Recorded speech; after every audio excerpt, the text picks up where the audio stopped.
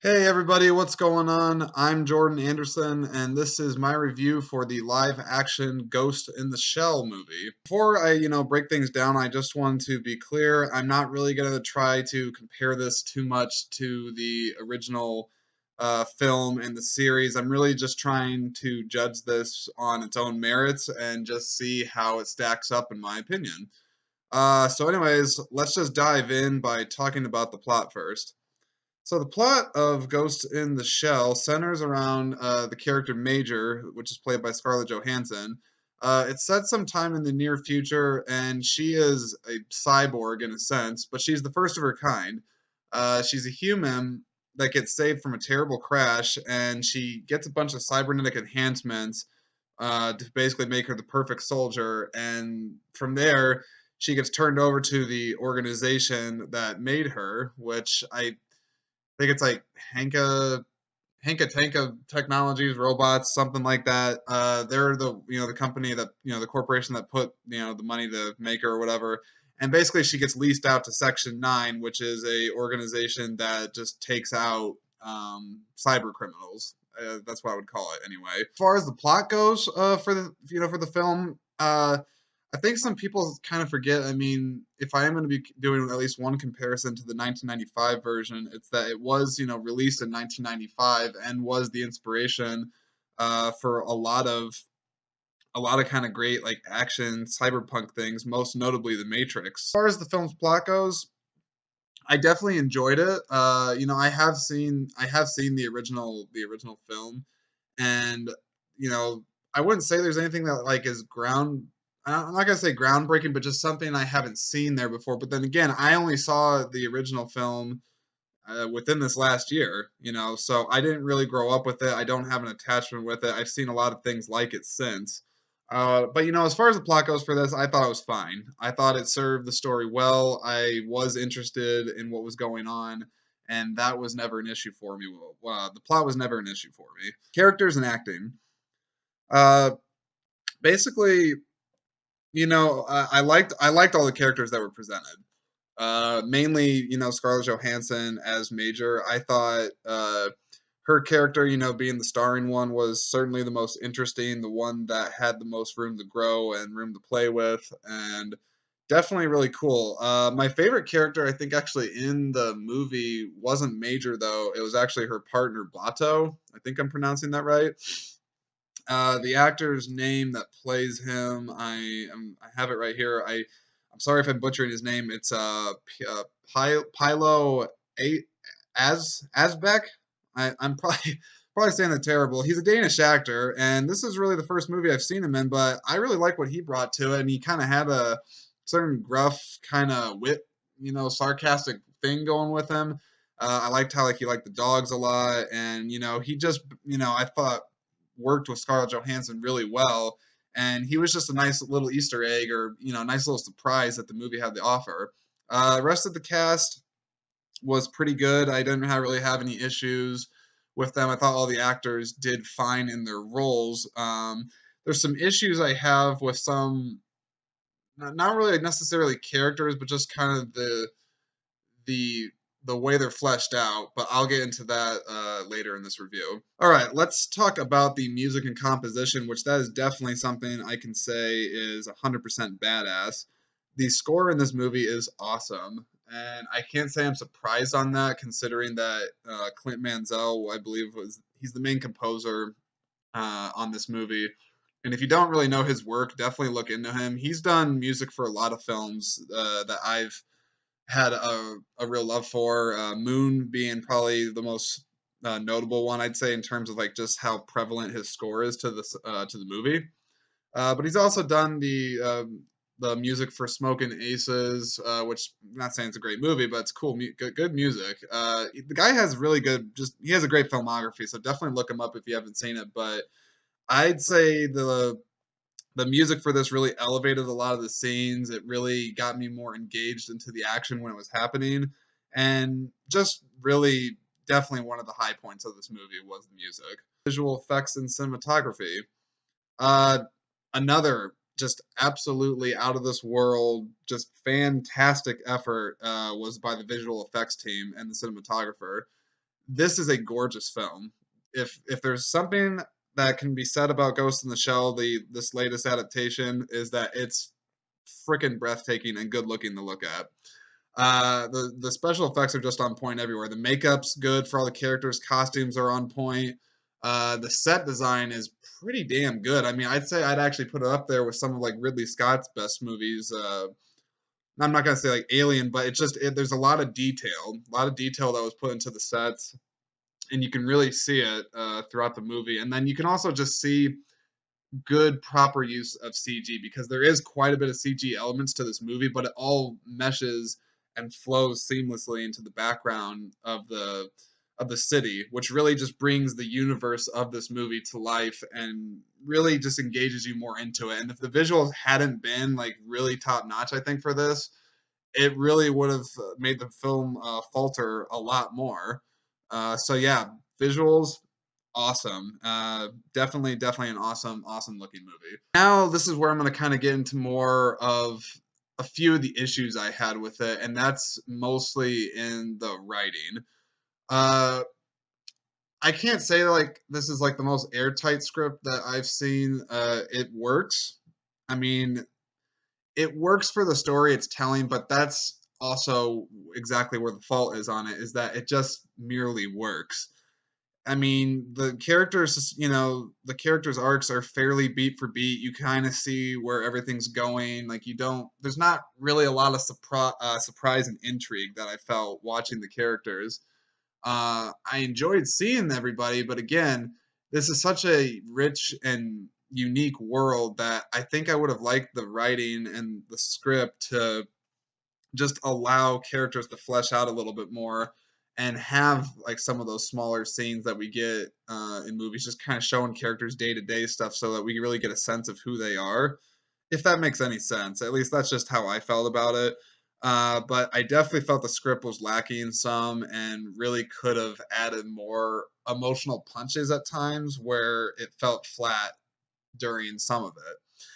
But that isn't to say that it's complete trash. Like I said, I like the actors that are playing the characters. They had some good dialogue to work with. That wasn't really the issue. I think it was just more substance and a little more bit more depth would have been nice. And it also would have helped to set this movie apart from, because this is 2017 now. We've seen a lot of movies like this where, kind of almost like RoboCop-esque, where like someone is, being used for something. They have to break free from the people that are containing them, discover who they are, kind of Jason Bourne style thing. So like we've seen elements like this before. And I think that is going to be probably the biggest issue that this movie has going against it is that it doesn't really take as bold of a direction as you want it to. Like you want this movie to push the boundaries a little bit more and to have it stand out on its own, which I think it stands out on its own, but it just didn't push it as much as I was wanting it to. It didn't dive in as much into some of the deeper parts of the original anime, and it really is kind of a letdown that the writing kind of suffered on a movie like this, especially when you could tell that such care and attention was put into crafting the world, that the actors really, committed themselves to it, and just yeah, the writing was kind of lackluster. I won't lie, but now talking about the directing side of it, Rupert Sanders, I think he did an extremely faithful job to this property. I mean, he really did. I'm not sure how much of a fan he is of it, but just based off these, side by side comparisons I've seen for the visuals, I mean, he got this thing spot on right. Like it looks good. It looks like straight up and like the animation from Japan, pulled out of the comics, pulled out of like the original works, and blown onto live action, and it looks great. It looks actually absolutely great. He has good shooting techniques. I think the editing is pretty good. He really, I think he did a really good job serving the story on a visuals point, and performance wise, like like I said, Scarlett Johansson, is definitely I think the standout as far as she does her own, she does a lot of fighting.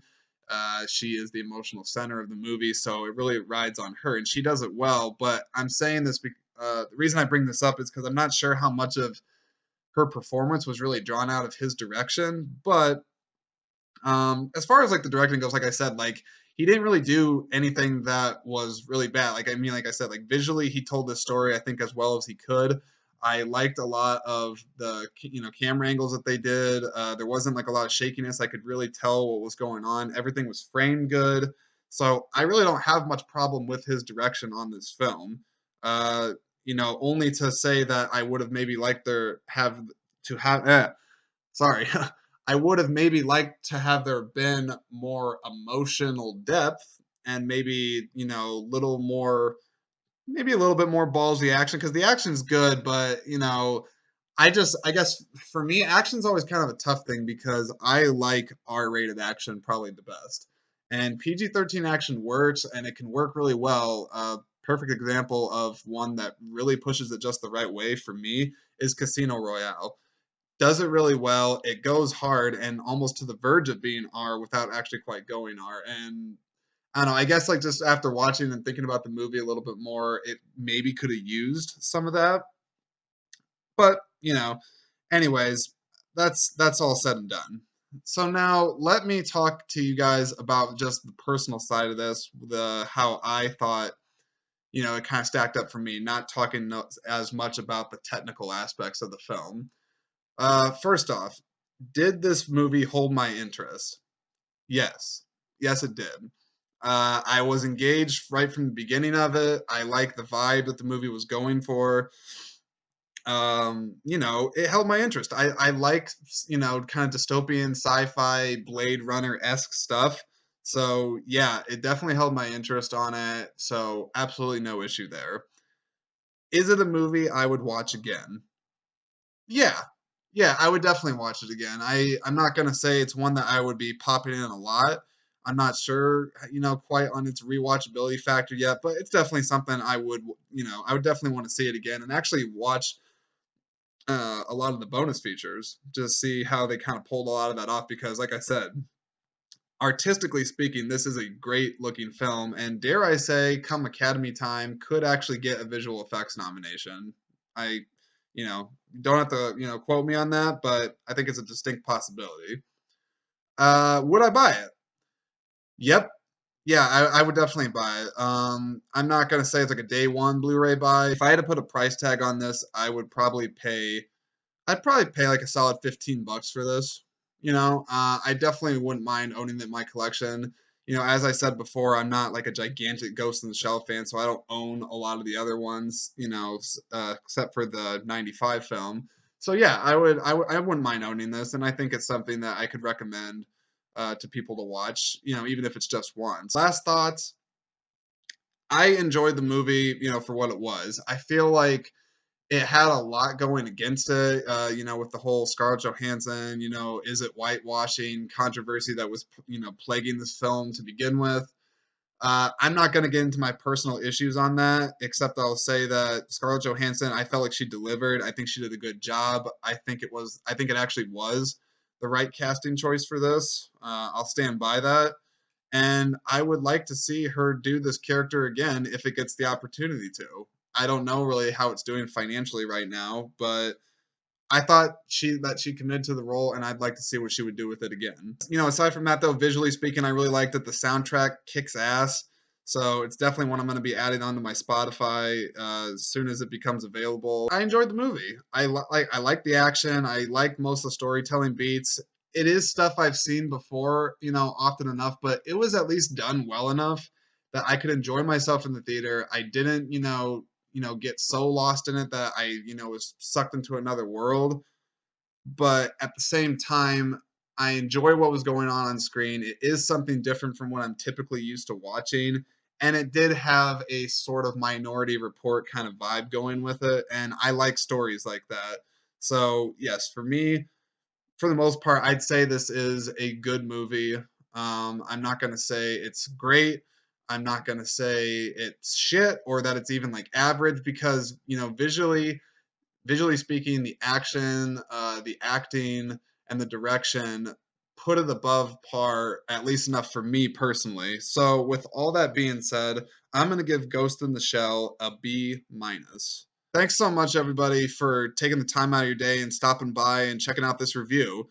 A lot of the reviews I've done in the past have been in blog form where I, kind of write them out and stuff. So this is sort of a still new avenue for me, one that I think is going to become more of a regular thing for me.